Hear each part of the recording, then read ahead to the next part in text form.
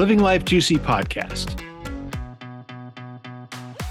Conversations with interesting people you should know. Welcome to the Living Life Juicy podcast, where we explore how we can be present and kind as we do great things. I'm your host and guide, John Losey. If you're interested in video resources and insights on how people learn and grow and how groups develop, you can go to the Growing People podcast and YouTube channel. This is all part of the Into Wisdom group. Check out intowisdomgroup.com if you're interested. Be sure to like, comment, subscribe, all that usual podcast stuff. Also, if you believe that professional development is for everybody, you can support our cause by going to our Patreon, which is John Losey GPG on the Patreon site. So today we have the founder of Hands of Gratitude. He joins us today as Matt Campana.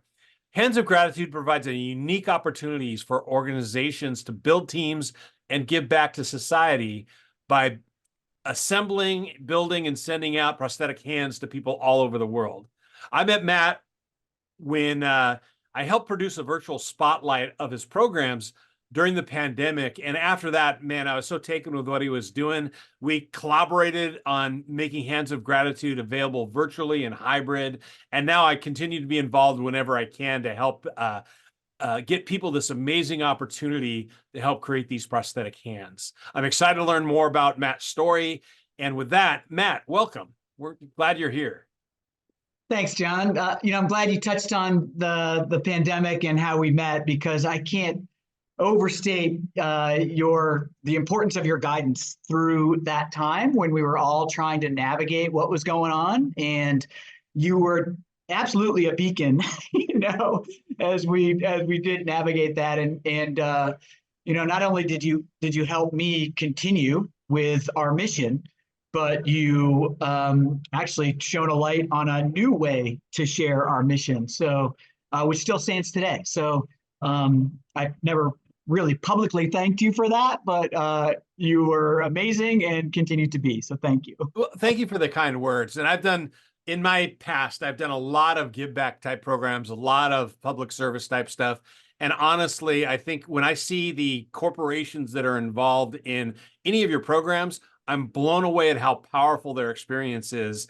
And not only the experience for the people who are building the hands, but then we get to see how it changes lives all over the world. It's really a cool program. So what I would like to hear from you is a little bit like when you are at a cocktail party or whatever, and people, so Matt, what do you do? How do you explain what you do to people? That's funny. I'm all over the board with that. I don't have like an elevator speech or anything like that. Sometimes I'll say something as simple as, we spread hope, and then if they bite on that, or if they want to learn more, then I can kind of go into the details. But honestly, I think the Hands of Gratitude program, it resonates with people on so many levels that it does boil down to hope. It really does. So, it's a give back. At its core, it's a corporate give back activity that is authentic in nature. But what it highlights, honestly, is that everybody is challenged with something, no matter what. So it's really the events are pretty emotionally charged, because people unknowingly or prior to the event, they don't know what they're getting into. Oftentimes they'll have breakthroughs, because they'll be reminded that everyone is struggling and everybody has challenges, and we are there to help get through them. So we've had parents or corporate people, but that are parents as well, that have come up to me after the event and say, we raised a child with a cleft palate, and this reminded us that there are other people that are going through far more serious things around the world and have far less than we do. So it's amazing that I called it the Hands of Gratitude, because that gratitude certainly shines through every event without question. And when I've helped you out with events, it's always interesting in the live events, but even in the breakout rooms virtually, people start to tell their own story that none of their colleagues have ever heard before. And I'm a believer that teamwork hinges on trust, and trust is built by knowing each other's stories. And Hmm. so you hear these people who might have been working alongside somebody for a long time and never heard about their experience with somebody who needs a prosthetic or some of the challenges. And just you said it, it's like, yes, they're corporate people, but they're parents and they're Hmm. people and they have lives outside of work.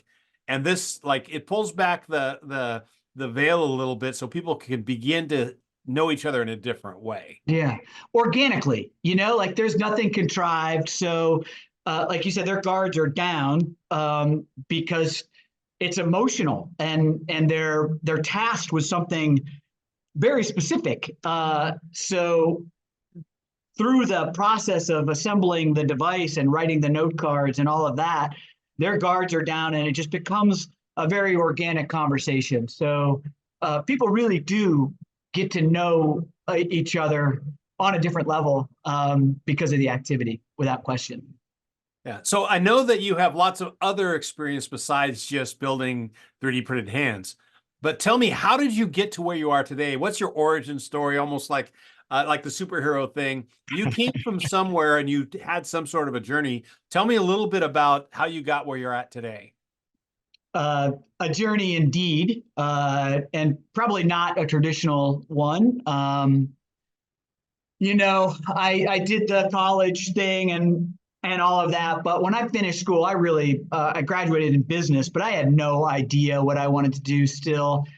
So I've always been fairly adventurous, and I've always kind of leaned into doing things differently and not being afraid to take risks and things like that. So, I've taken semesters off and just randomly picked places and moved to them just to try new things. So when I did finish school, I moved to Jackson Hole, Wyoming for what I thought was going to be a year of ski bumming and river guiding, and that turned into nearly a decade.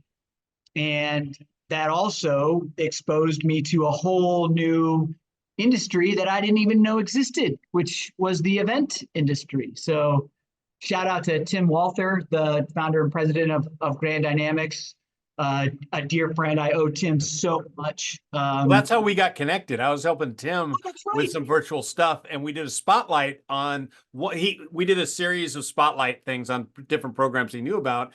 And you were Yeah. one of those. We spent a whole session just looking and letting you promote Hands of Gratitude. And that's where the light turned on for me and said, this is worth helping out.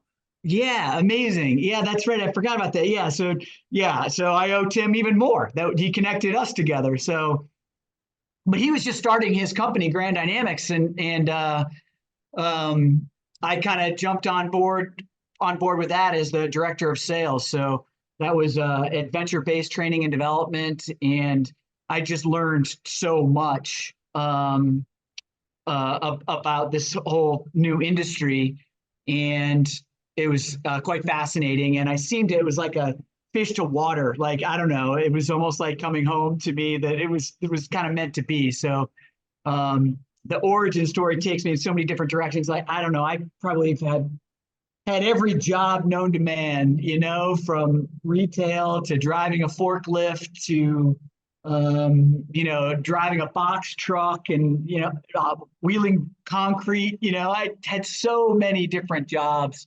along the way. And I think all those experiences kind of you learn from, right? Right. And they Well, I point like you. to I've had a very diverse work history. Other people say I just can't focus. So Yeah, right. That could be too. That could be too. My dad used to. Yeah, yeah. There's so many stories right in there that I'd go into a yeah. job for one day and say, nah, this isn't for me. Yeah. Tell me, what job have you had that nobody would imagine that you've had? Oh man. Well, it was probably the most physically challenging job, but it was with a draw knife peeling logs for custom made log homes. It would be 25, 30 degrees, and I'd be in a t-shirt peeling logs with a draw knife. Uh, brutal. I was in good shape. I have to say that at the end of the day. But yeah, that was probably the most random, Yeah. interesting job. Yeah, That I spent when I was in college, I got a job a couple of nights a week. We got paid by the pound to unload frozen quarters of beef.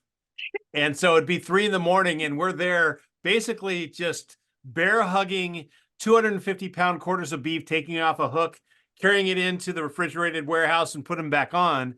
And since we got paid by the hour, I mean by the pound, we just would run through it. And by the end, like covered with tallow. And yeah, there were times when we finished later, so I had to go straight to college class. People didn't like to sit next to me at that point, but yeah. myself Did and a you, friend would work together to unload a truck. There's an older guy who would do it on his own, and he could wipe it. He could beat us every yeah. time because he just knew how to do it right. Did you ever go Rocky style into the? Oh, of course, of course. Yeah, But after a while, it was like, let's just get this thing done. It's like earlier in the morning. It's really hard work, and like you said, it's the refrigerator, but we're peeled down to our t-shirts, yeah. uh, partially so we don't get like the fat all over us, but really is working hard. And that idea of I can imagine your back was probably really built out at that point. Oh, and shoulders and all that. But all those different jobs and experiences, I don't care what they are, you interact with people. And so you learn from everyone that you interact with, and you learn to have a conversation with someone from a background that is so completely different than yours. I just think I learned something from every job. I mean, one, you learn what you don't want to do before you have to learn what it is you do want to do, right? You have to Right. weed out that stuff, but you take something from every experience for sure. Yeah. So how did your work with Grand Dynamics impact how you thought about business and about the power of what these events do? Tell me about what you learned from Grand Dynamics. Yeah. Well, what one I've always kind of been my mom was a nurse, so I don't know. I've always been kind of a compassionate person, and I've always looked at that side of things. And so the experiences, the individual and corporate transformations that would take place from the adventure-based activities were no joke. I mean, they happened. I fully believe in that as well. There were a lot of transformations that took place. What I noticed through some of the events is that there wasn't a real long-term positive impact to the communities in which the events were taking place. So I kind of thought I had that in the back of my head as an opportunity. How can we do these events yet still have an impact on the communities where the events are taking place? So I ended up moving back to Ohio because of the aging parent situation that a lot of us have to deal with at times. So I ended up starting my own business in 2008 called Corporate Motivation, in which that was the goal. The goal was to provide a platform for businesses to give back through their meetings, events, and retreat programming. Now, 2008, if you can remember, things didn't go well. It tanked, man. And there wasn't a retreat for 2 years after that, maybe even longer than that. So, Yeah, I remember being on the inside of a large corporate university, and so we would help all the different divisions do meetings and all that. And there's a big thing they called optics, where even though you got a great deal on a venue and all that kind of stuff, if you and your team were seen doing something that was beyond the bare minimum, man, in the organization, but also in the community, you were seen as wasted money, even though you got a ripping deal yeah, on doing something somewhere. But I can see why that would have been a very challenging time to start an events business.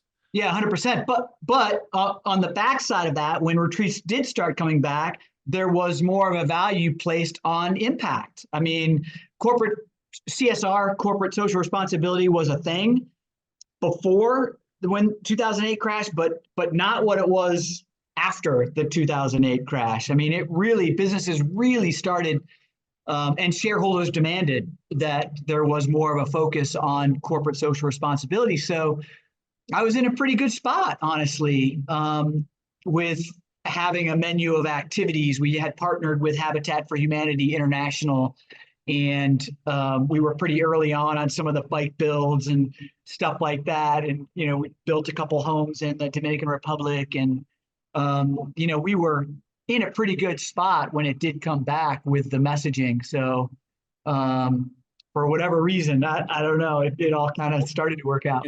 Well, one of the things in a break like that, it's a great opportunity for new offerings to break in because people get in a routine, and this with Hands of Gratitude, they start doing it.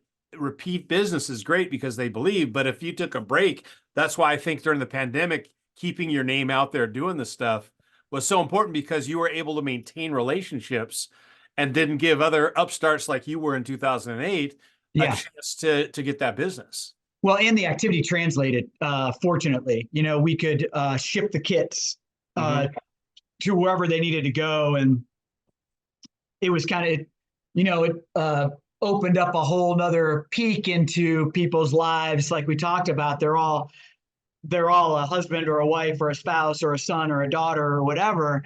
And so now through these virtual programs, they were all working together as families. It might have been a corporate team, but there were little kids running around and dogs on laps and all kinds of stuff. Well, yeah, and it's like before they would go to a Zoom meeting and be mortified if their kid walked in.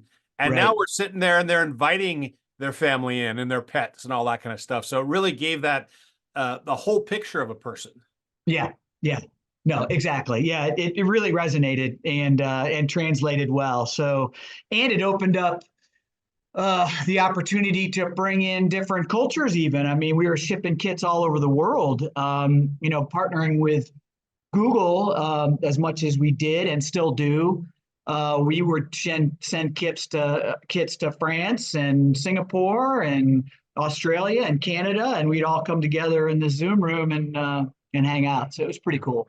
Well, how did you go from building a bike to building a hand? Hands of Gratitude is such a unique thing. How did you migrate to that world? Yeah, again, just kind of happenstance. I wanted a medical-based give back activity, and I didn't know what I wanted to do, but I was doing research online and on YouTube. I came across a video of a 3D printed prosthetic hand that was posted by an engineer that was one of the ones that created the device, which doesn't really look like the device that we're working on now, but nonetheless, it was one of the first devices out there. And I couldn't believe it. I'm like, well, I didn't know anything about 3D printing, really. And to learn that we're printing appendages for people just blew me away. So I reached out to the engineer that posted the video and acquired a couple devices and put them together and took them apart, and then created Hands of Gratitude around that, still not really knowing what the end result would be, but at least we had a tangible something we were working with. And honestly, like the first program I ever did, it was with Gulfstream, the jet manufacturer down in Savannah, and I had no idea what I was doing. I didn't understand the plastics. Like, we got all the pieces and parts together, but there's different quality things to concern yourself with that I didn't know about, and the hardware, the screws, like I didn't know what I was doing. So they came together as a team. Some of the devices were literally crumbling, like the plastic was breaking, the screws weren't fitting. My message was incomplete as to what I wanted it to be, but there were several groups that finished, completed, built the hand, and came up to me afterwards and said, "This is the most amazing thing I've ever done." So that was a big aha moment where it was like, all right, let's see what we can do here. Yeah, real quick, just so people, I've got one video from your website that I want to show. So when people can start to understand what exactly it is when we're talking about this prosthetic hand, there you can see it laying out there. And in a moment, after they get a chance to see this operating, I'm curious, what are the advantages of such a elegant yet simple design for the people that will be using this stuff? Tell me a little bit about why this approach and plastic and rubber bands and string, why does that beat the high tech stuff that you see coming out of other technology companies? Well, there's a couple of different answers to that. I mean, one for the participants themselves, they first of all come into this like, wait, we're going to build a hand for someone. I'm not a doctor. I don't. What are we doing here? So they're intimidated at first, but the design is so creative. I say that it's simple and complex at the same time. It's a very thoughtful design, but like you said, it also uses rubber bands and fishing lines. So it's pretty unique and amazing how it all comes together. For the recipient, John, it's just a matter of need. We're delivering most of these devices to developing countries where they don't have anything. They don't have an established electrical grid often. I mean, in fact, electrical accidents are the number one cause for limb loss in Central America. So they just don't have what we have. They don't have a doctor down the street that they can call and go see. They just don't have the availability for prosthetics, and they don't have employment protection either. If they lose a limb, they lose a job. There's no protection there. So being able to provide them with an entry-level device that still allows them to get back to work is all they need. And the fact that it is so simple, and the fact that it doesn't require any surgery or training necessarily or anything like that. As soon as they put it on, it's muscle driven, they can make it work. So so if you're watching this and you want to have direct impact on people's lives all over the world, this is probably the simplest, easiest way to change somebody's life across the world, and perhaps even change your own. So think about going to Hands of Gratitude to do that. And it's just the videos, and I know you go down and visit, of these people who, like what you said, they put it on, and even for kids, it's totally intuitive. And they're immediately being able to, like we were putting together a video, and there's this one where the child can, for the first time, take a drink of water on their own or use a fork to feed themselves.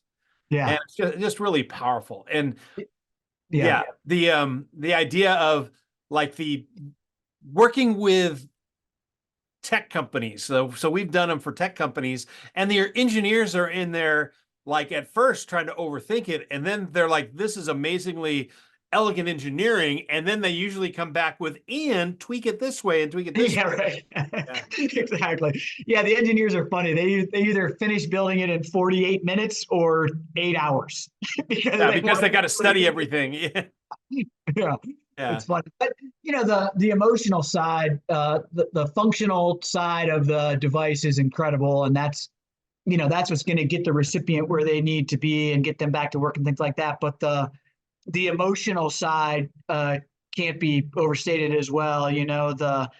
For the participants as well. I mean, we really focus on empathy and compassion and gratitude and awareness and inclusion and hope and love and all those things at the corporate events, and even more so at the school events, which have become pretty popular at the schools. Really, to no fault of their own, kids are in these bubbles, and getting them outside of those bubbles and seeing that there's a world out there that one, that they can have an impact on is incredible, and two, to kind of highlight that they might not have it so bad, is another thing. But and the impact goes beyond. It goes, yes, the people building, huge impact in it shows that you can learn empathy in that. But talk a little bit about how the impact goes beyond just the recipient. How does it impact the rest of their community? Yeah, families for sure. The immediate family benefits. We had a recipient. I just got back from Guatemala literally just a couple days ago, And on our first trip to Guatemala, I met a gentleman named Jose, and he lost both of his arms, and he had a newborn. And the first thing he wanted to be able to do was hold his child.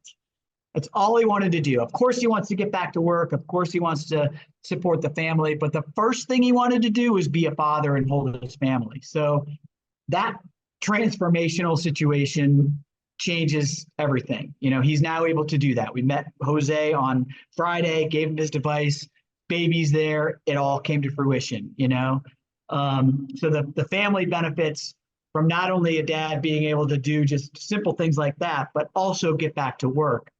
But then the entire community benefits. Not only are they inspired by someone who has lost a limb and has to go through that tragedy, life-altering thing, but to see them rebound from that, or even how they navigate a tragedy. That's inspiring, first of all, just how someone navigates a tragedy. But then to see them be able to get back to work and receive a device and enter the community again as someone that's able to contribute like maybe they could before is just amazing. So it changes not just the recipient, but many, many people without a doubt. Yeah. And again, I just can't tell you how being able to help facilitate these things, I get to peek into the window of both the side of the participants building the hand and just listening to the impact of that program as we debrief it and they're learning, and also the follow-up comments that we get. But then I'm going to have to cut this part out for some reason. I'm getting a call from South Dakota. Okay. So this idea that we get to see like the impact, but then hearing the stories and seeing the video clips of how immediately these people's lives are changed by just being able to use their hand, just like that. It's so powerful. Yeah. I want to learn a little bit more because I know you've got more up your sleeve than just hands of gratitude. See what I did there? That little pun. Mid sentence, I realized, whoa, that's pretty good up your sleeve. But what else? What other types of programs and experiences are you offering out there? I want to hear more about some of those other ones. Yeah, we're working on that. Building from hands of gratitude. We've had clients that have participated in hands of gratitude many times. Their teams have gone through it three and four different times. So they started asking, what else could we do? So I'm a big pet lover. We have dogs and cats and stuff like that. So paws of gratitude has always been on the back of my mind. And so that looks like that's becoming a reality. There's a group that's headquartered in Finland that has veterinarian locations all over the world. And I learned that they'll see 50 to 120 dogs a month that need prosthetics. So they've asked us to look at the files of one of their most commonly used devices to make it more affordable and convert that to 3D printing. So staying in that 3D printing theme, I'm really optimistic and hopeful that Paws of Gratitude will be on the scene here in the next 6 months. And I think it's going to be a pretty affordable option for especially schools that often don't have budgets and things like that. So I think we can engage the kids and help some animals along the way as well.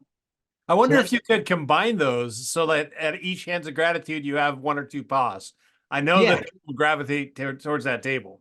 Yeah, no doubt. No, and also implements, so, the hands are great, but sometimes someone needs a specific device to do something specific, like even an attachment to lift weights or garden or something like that. So I think the vision is to have hands, arms that attach higher, paws, implements, all floating around the program. So that's great. Yeah, I think it can expand. There's no end in sight for sure. Yeah. What about because I know you were playing with something around music. Yeah, Needful Notes is a program that for schools that have cut their and communities also that have maybe lost their arts and music programming. Needful Notes is a program to not only raise funds and donate instruments to these underserved communities, but also raise awareness and dollars for music as therapy. So a pretty powerful program as well that can have an impact on a couple different levels. And we've combined those two. We did an event, I called it Give a Palooza. So one half of the room was doing the instrument thing, and the other half of the room was doing Hands of Gratitude. It came together with the musicians that were involved in the Needful Notes to entertain everybody, and it was just a big celebration for everybody. Yeah, I know that part of your vision for Needful Notes is getting like local musicians involved so that there can be a fun little jam session with the instruments they made. No, exactly. And the participants learn how to play an instrument. So they actually learn a little bit of music and how a song flows and all that kind of stuff too. So it's really interactive and fun, really fun. So. And another one that you've mentioned in the past, which is more about an overall retreat. Tell me about Play.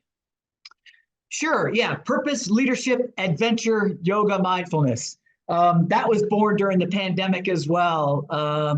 For sure. Just to one, get people outside, get them moving. But I've been meditating for about 8 years, and that's been transformational for me. So I think combining all those things, purpose. I think we all want to try to understand what it is that we're meant to be here for.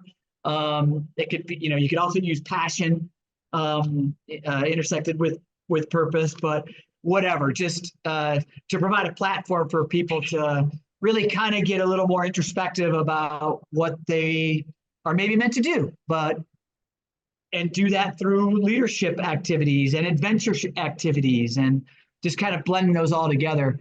We did a play program. It was really fun. We combined, kayaking down the river with yoga and mindfulness, and we have a complete workbook where you fill out activities and you come out the other end with hopefully having a better understanding, not only about your team and what makes everybody click, but yourself as well. Yeah. And if you're out there and you're curious about any of these programs, go to hands-of-gratitude.com, and I'll put the link in the write-up below. But yeah, these are all amazing things that I cannot recommend enough because it impacts you and it impacts the world. Now, one of the things I like to do is a lightning round activity where I ask some questions and you give first responses, looking for a sentence, not an essay. And just, you're not like signing a contract on this answer. You can change your mind anytime you want. But I just want to get your first response in some of these questions. So are you ready? I'm ready. Let's go. Okay. First is not your favorite book, but what is your favorite book or media to give as a gift?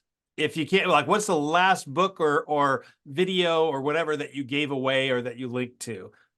When I'm reading, I kind of like to detach from everything else. So I loved like the Grishams. I like the spy novels. I like the secret agent stuff. I love that kind of stuff. So I'm so with you on that. I've got what I call my crap novels, and there's degrees of crap.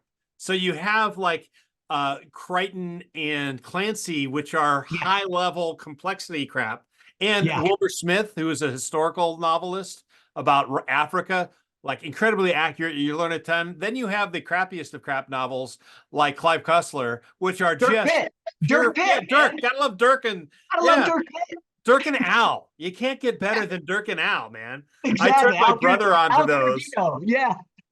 Yeah, and I've read. I actually just gave away all my paperbacks and hard copies because I've got most of them on Audible now.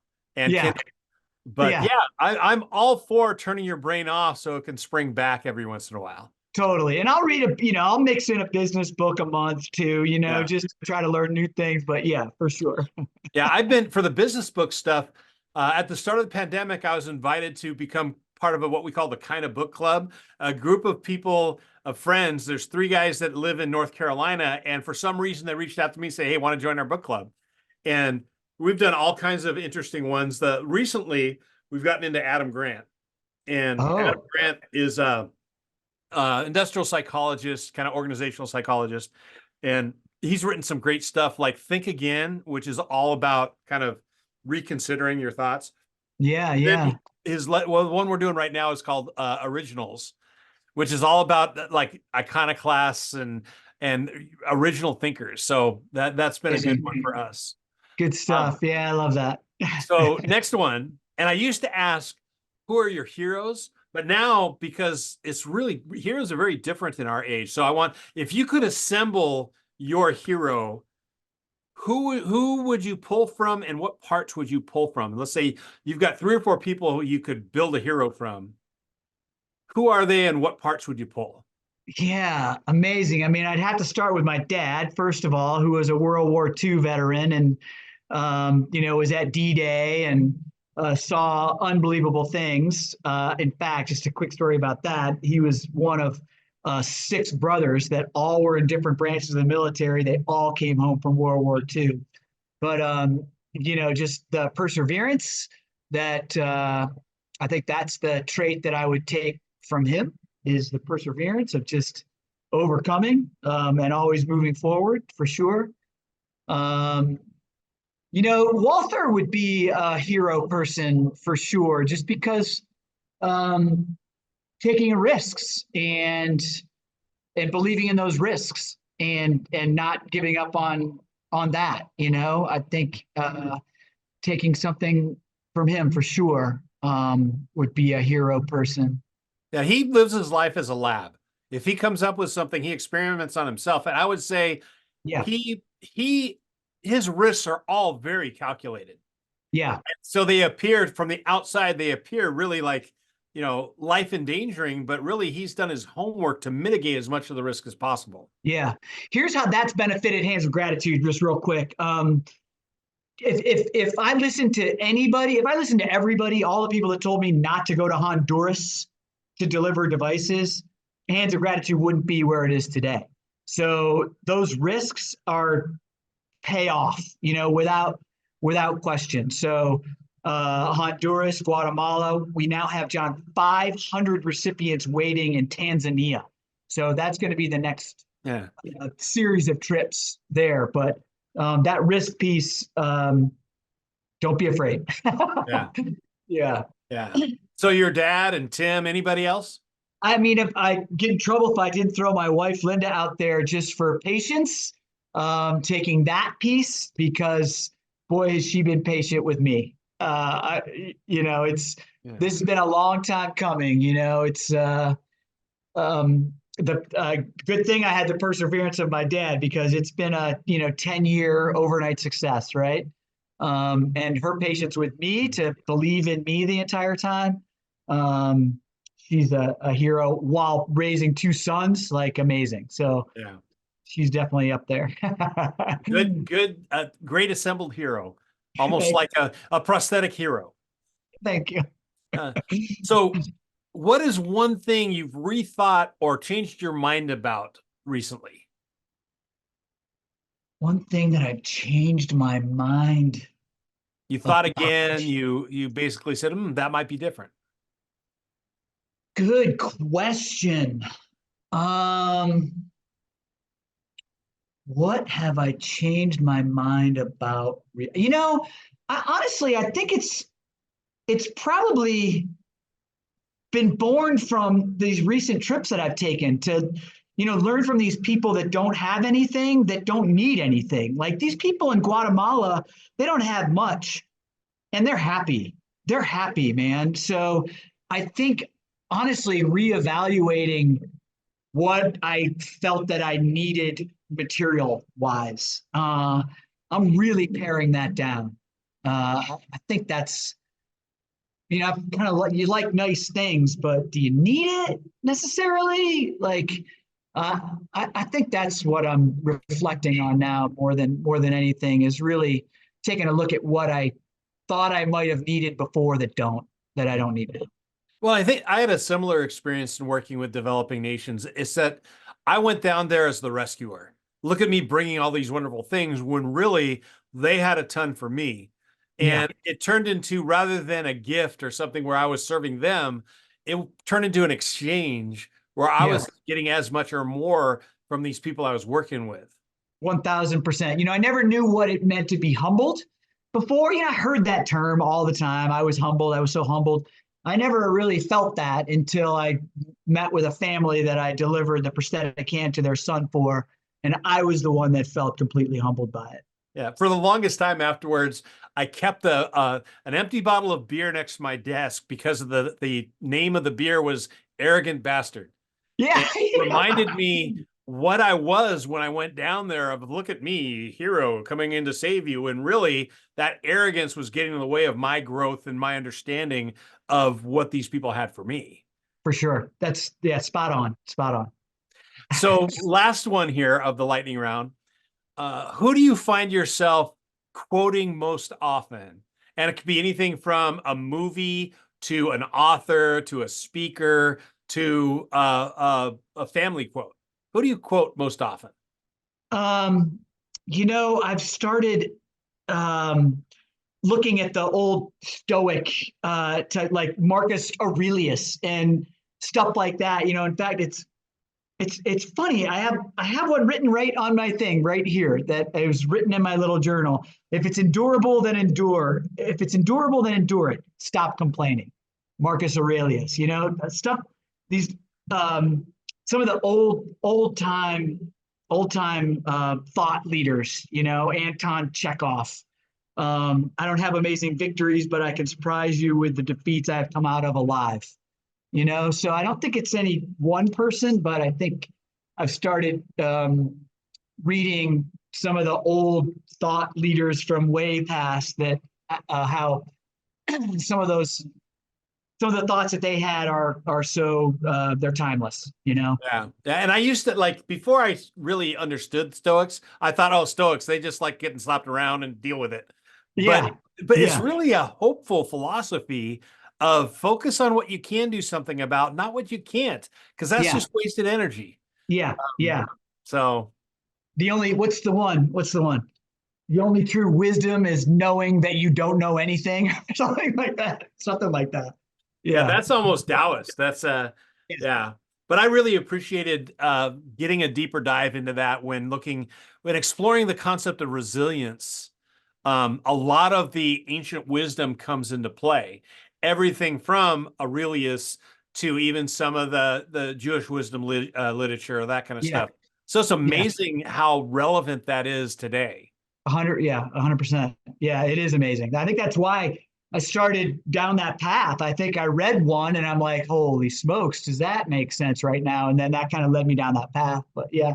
Yeah. Well, Matt, thank you so much for spending time with me today and helping me learn a little bit about your background. I enjoy working with you so much.